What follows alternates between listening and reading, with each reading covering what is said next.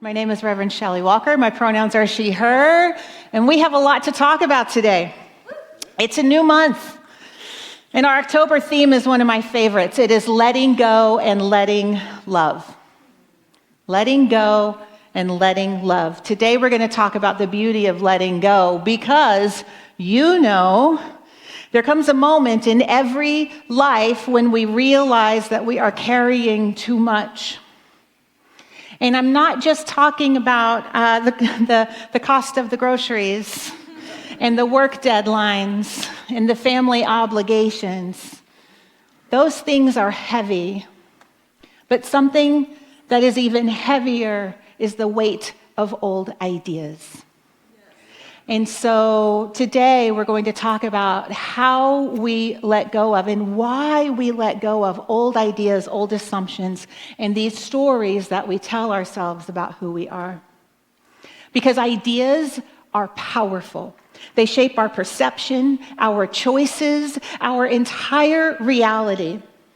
But not every idea is meant to travel with us forever.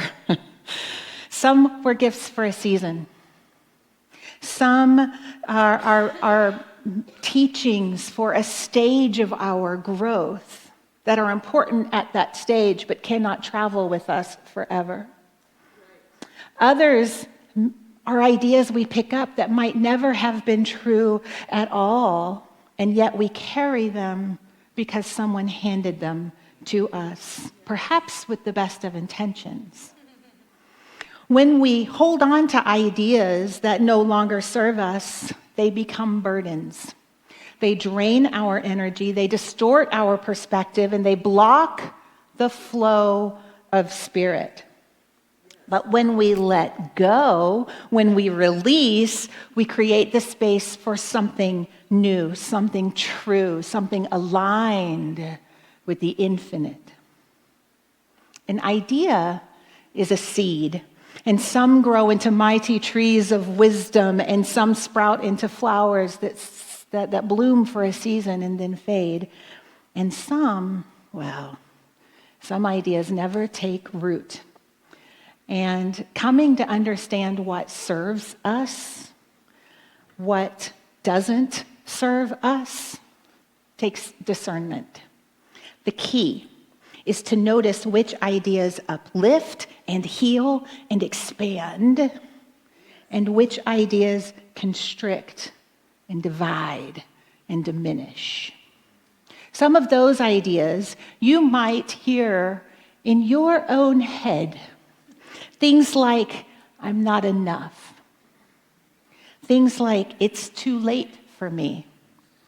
Or, life is always a struggle. Do you ever hear those? Yeah. Oh, I'm the only one? I think not, my friends. These are not truth with a capital T. They are an inherited narrative. They are echoes of fear and whispers of limitation. And yet, how many of us continue to carry them year after year, building our lives around them as though they were laws carved in stone? Rumi reminds us, try to accept the changing seasons of your heart, even if you've never heard of them before. Don't be afraid of new ideas. Don't cling to the old, for you will miss the beauty of what wants to be born. And that is the root of what we're going to talk about, because there is a cost to holding on to things that don't serve us. You can think of your life as a river. Spirit is flowing abundantly, effortlessly toward you and through you and even as you. But what happens if the river gets dammed up with old ideas? The water stagnates and your life force diminishes. Your access to creative possibility diminishes. Your vitality diminishes when you are struggling to stay put in the flow of life instead of flowing with it. Clinging to what no longer serves us costs us dearly. It can cost us our joy, our peace, and our vitality. It can keep us in relationships that have long passed their season. It can keep us in careers that our souls have outgrown. It can keep us in patterns of self-doubt when Spirit is whispering, "Rise up, beloved. You are more than this. You are more than this." Sometimes we don't even realize the cost of holding on until we finally let go. Have you ever cleaned out a closet? Okay, a lot of people do spring. A lot of people are big into spring cleaning. I'm a fall girl. I love autumn. And there is something in me that comes alive in autumn that doesn't happen at other times of the year. So I'm a big believer in cleaning out closets and drawers in autumn. Watch out, closet and doors. Drawers, not doors. They're pretty good. But have you ever cleaned out a closet and then you felt like a relief that you weren't anticipating? This is what happens when we release things that no longer serve us. Suddenly we can breathe. We feel lighter. We remember what freedom looks like. And it's not only our personal lives that are impacted when we hold on to outdated ideas. The very challenges that we face as a global family, climate change, injustice, division, violence, these cannot be solved with the same consciousness that created them. Albert Einstein famously said, "We cannot solve our problems with the same thinking that we used when we created them." And yet, so often we return to the same tired patterns of blame and fear, us versus them, scarcity, domination. These are the old ideas on a collective scale. But what if we dared to let them go? What if we release the idea that resources are limited and instead embrace the truth of infinite source and abundant creativity? What if we release the belief in separation and recognized oneness with all of life? What if we set down fear and chose love as our guide? When we let go of what no longer serves us, not only personally, but collectively, we create a spaciousness for Spirit to reveal new solutions, new pathways, new possibilities that our old thinking could never have imagined or created. So to better serve the world, we release the stories that divide us, the assumptions that keep us small, and the habits of thought that keep us repeating history. By letting go, we become clear channels for divine wisdom to flow through us. We become instruments of peace, creativity, and justice and love. The truth is, our personal letting go and the world's healing are not separate journeys. They are two sides of the same coin. The fear that I hold in my own heart contributes to the atmosphere of fear in the collective. The forgiveness that I practice in my private life contributes to the possibility of reconciliation in the outer world. When I loosen my grip on the old stories about myself, stories of not enoughness or scarcity or helplessness, I am also loosening the grip of those stories on our shared human experience. So when you loosen the grip of those old stories and ideas about helplessness and not enoughness and scarcity, when you loosen your grip on those, you loosen their hold on our shared human experience. Thank you. I needed that. Your release makes a space not only for your freedom, but for our collective freedom. And here's the beauty of it. When we practice letting go as individuals, we become more available to Spirit's call to be healers, to be peacemakers, to be creators of equity, and to be makers of beauty, to be the thing that we were put here to be. Because instead of reacting from old fear-based patterns, we respond from a consciousness of love. Instead of circling the same problems, I see a lot of that right now. Instead of circling the same problems, we step into creating fresh solutions. So the invitation this month for October, glorious October, letting go and letting love. It isn't only for our personal peace, but it is for our personal peace. And it's also for the healing of our world. As within, so without. As we are freed within, so too is the world freed through us. Someone came to me this week in utter despair after hearing what was said to our nation's commanders. And they asked me if there was a way to step outside of the anger and the helplessness that they were feeling. And I thought this was such a great question to ask. Two things. One is, I acknowledge that these are frightening times. I am under no illusions about what is happening in our country and in the world. I too feel helpless sometimes, even as I'm starting to take heart in the awakening that we are beginning to see. But the important thing, and here's number two, when I notice myself sliding into helplessness, I have to catch myself. You have to catch yourself. Don't just slide the slippery slope. We catch ourselves. Helplessness serves no one. No one is served by that. Well, someone is, but we're not going to talk about that today. When we find ourselves sliding into helplessness, here's what I do. I stop and I ask, is there possibly a way that I can see this moment as an opportunity instead of a threat?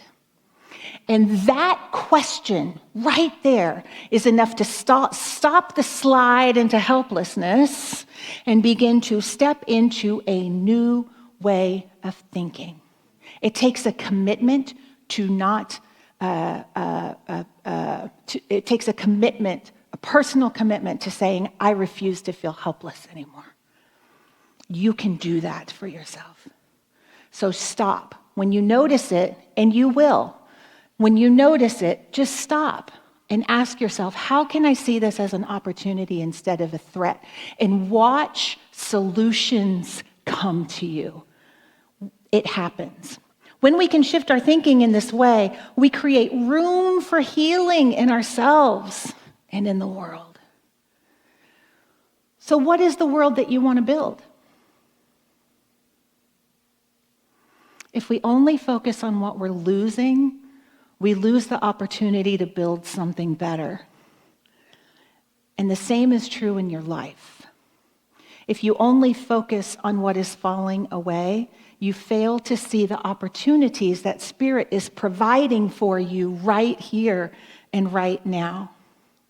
So listen, I know letting go isn't always easy. Our old ideas can sometimes feel like familiar old friends, and they may feel safe, but familiarity and safety are not the same as truth. The Buddhist teacher Thich Nhat Hanh said, letting go gives us freedom, and freedom is the only condition for happiness. We are being invited into that freedom again and again, moment by moment, day by day. We are being invited into joy, into expansion, but to enter that space, we must practice the holy art of letting go.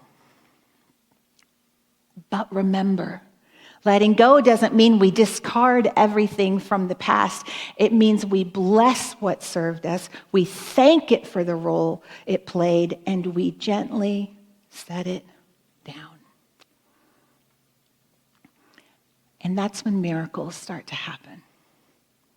Once we set down what no longer serves us and we make space for the new, life abhors a vacuum. And when we release, Spirit rushes in to fill the space with a higher truth. Suddenly, fresh inspiration, new opportunities, and true connections begin to appear.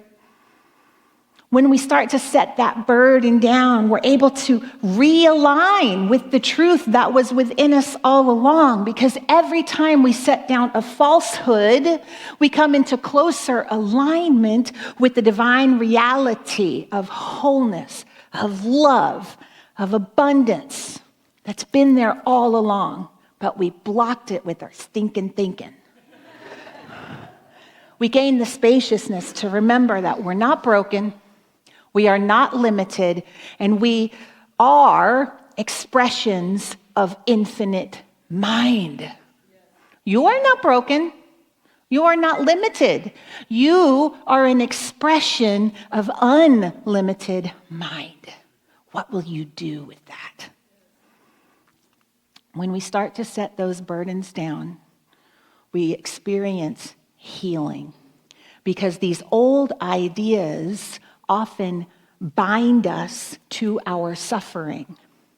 And so letting them go is an act of healing. It can restore our bodies, renew our relationships, and revive our joy. Every release is an initiation, and every letting go is a step into maturity and wisdom and faith. And eventually, as we grow in that maturity, we learn to see life as an opportunity instead of a threat. So, the power in letting go lies in living with open hands. When our hands are clenched tightly around an old stone, we can't open them to accept the gift of the beautiful flowers. You cannot receive when you are committed to holding on to the old. Only when you release can you receive. This is the rhythm of life. It is inhaling and exhaling. It is holding and releasing. It is gathering and it is letting go. You can't only inhale. You can't only gather. To live is to release again and again. About 20 years ago, Michael and John and Faith and I were on a little family trip to Salt Lake City. Beautiful. Oh my gosh, the mountains and the beautiful, perfect city, like laid out like a little crossword. It's just delightful. I love Salt Lake and I love the mountains. And we had a little bit of extra time. It was a family wedding we were at, and we had a little bit of extra time, and we decided to go explore the lake. And somewhere between our hotel and the lake, we picked up a brochure about the lake to learn about it, because, the kids were little and I was still a good mom back then, so I was committed to learning about it. I wasn't tired yet. I'm tired.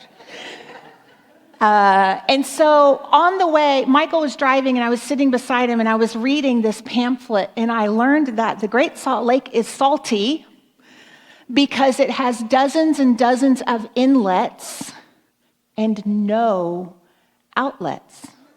So all of the minerals flow in and then have nowhere to go.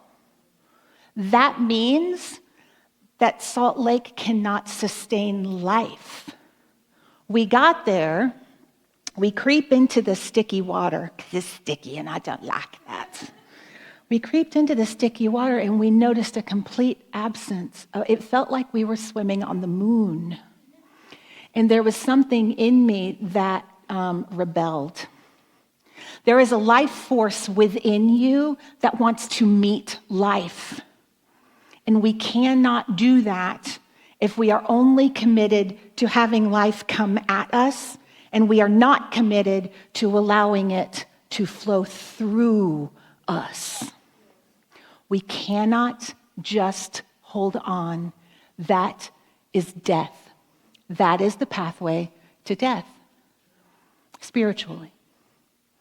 So, listen, the life that you long for, the world that we long for, is already within you, and the divine is always seeking to express itself more fully through you, and your only task is to release what blocks the flow. All it takes, I know some of y'all are like, we know, Shell, so how do we do that? Because, listen, all it takes is willingness and a commitment to welcome what Spirit would have for your life. That's all it takes. There's no fancy tricks. There's not a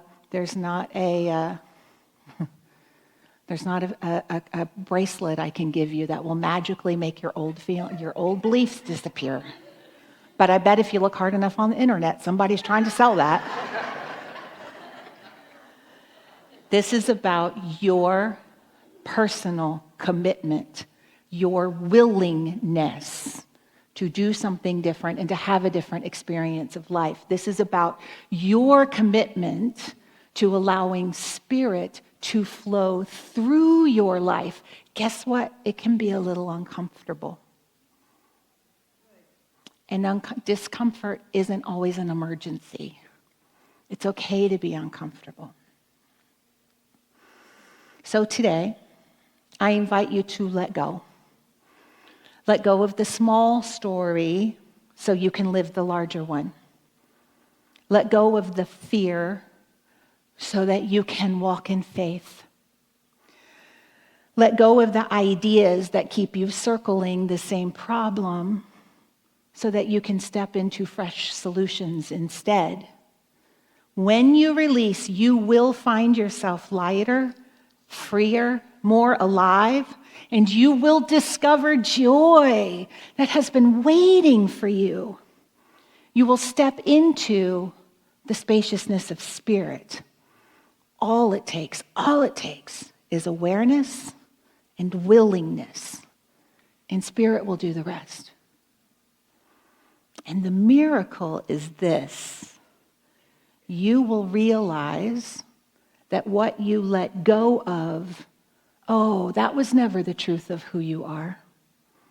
You are not your old ideas. You are not your fears, and you are not your past. You are love. You are light. You are an infinite being, forever expanding into more. So let's do this, y'all. Let's get ready to unclench our fists, ready to open ourselves to Spirit's newness, for the world is waiting for us to show up clear, free, and willing to be channels of love.